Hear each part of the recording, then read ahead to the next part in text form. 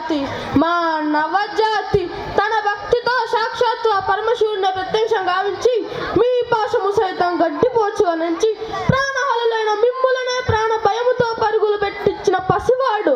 మార్కండేయుడిదే జాతి మా నవజాతి నీచమన్న మా జాతి మూలములోనే ఏనాడు అప్రతిష్ట మూట కట్టుకున్న మీరు నేడు జాతి జాతి అంటూ మమ్ము అవహేళన చేయుటయా? ఎంత వివేకం, ఎంత జ్ఞానం, ఎంత